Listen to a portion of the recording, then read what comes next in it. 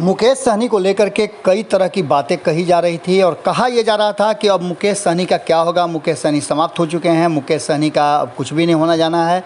लेकिन इन सब बातों से इतर मुकेश सहनी बेफिक्र होकर के अपने काम में लगे हुए हैं। जैसा कि आप सभी जानते हैं कि मुकेश सहनी को कहा जाता है कि बिहार के केजरीवाल हैं।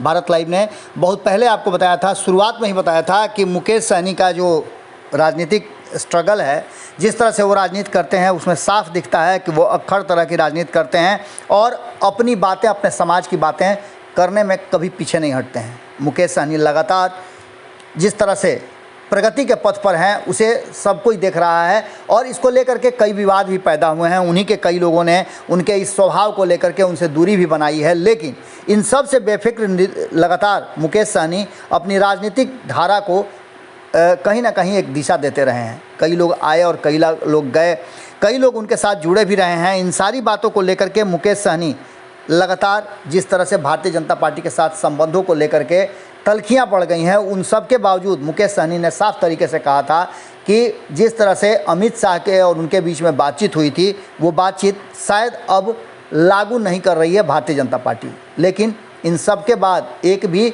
उनके पास अब विधायक नहीं है, क्योंकि उनके 4 विधायकों में से एक का इंतकाल हो गया था, जिसका कि बोचहा से वो जीते थे और बोचहा में उपचुनाव हो रहा है। वहाँ भी मुकेश सहनी को कई तरह के समस्याओं का सामना करना पड़ा।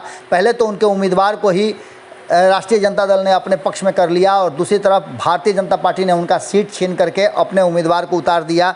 ये सब बातें हुई, लेकिन इन सब के बीच कहा यह जा रहा था, भारतीय जनता पार्टी लगातार कह रही थी कि मुकेश सहनी को अब मंत्रिमंडल से भी इस्तीफा दे देना चाहिए। मुकेश सहनी का कार्यकाल 18 महीने का एमएलसी बनाया गया था और अब वो भी धीरे धीरे अपने अंतिम पड़ाव पर आ रहा है। जून में मुकेश सहनी का कार्यकाल ख़त्म हो जाएगा, लेकिन इससे पहले मुकेश सहनी ने सभी लोगों को जवाब दिया है और उनका जवाब बड़ा ही स्पष्ट और सटीक है। विधानसभा में जब प्रश्नकाल चल रहा था और मुकेश सहनी से उनके विभाग से जुड़े सवालों को पूछा जा रहा था, तो उन्होंने उसका खुल करके जवाब दिया और ज़रा भी ऐसा नहीं लग रहा था कि किसी भी तरह से मुकेश सहनी पर किसी तरह का दबाव है। उन्होंने अपने विभाग को लेकर के पूरी बातें रखी और हर तरह से जो उनसे प्रश्न पूछे गए थे उसका जवाब उन्होंने दिया। इन सारी बातों को लेकर के मुकेश सहनी लगातार जहां एक तरफ बोचहा में बड़ी मजबूती के साथ डटे हुए हैं, वहीं विधानसभा में भी उन्होंने साफ कहा है कि भारतीय जनता पार्टी के कहने या उनके सोचने से वो इस्तीफा देने वाले नहीं हैं। नीतीश कुमार का विशेषाधिकार है और नीतीश कुमार चाहेंगे तभी वो मंत्रिमंडल से बाहर होंगे।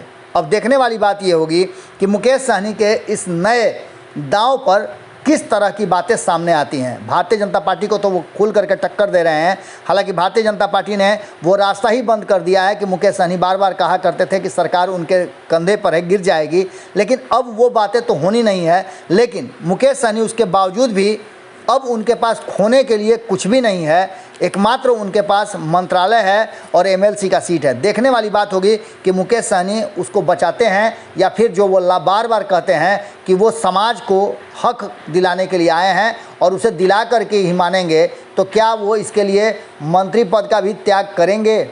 जुड़े रहिएगा भारत लाइव के साथ। खबरें बहुत लगातार आप तक पहुँचाने का हम प्रयास कर रहे हैं। अगर ये वीडियो पसंद आई और वह बिहार के राजनीति और बिहारियत से सरोकार रखेनी तो सब्सक्राइब बटन दबा के चैनल के सब्सक्राइब कर ली। ओजे एगो घंटी बा, ओकरा बटन दबा देला से कुल सटीक और मारक खबर रुआ मुफ्त में मिल जाई। अगर रुआ पत्रकारिता के हमनी के नया प्रयोग में सहयोग कर चाहतानी तो ज्वाइन बटन दबा दी। पेटीएम नंबर नोट कर ली 9386816700। धन्यवाद।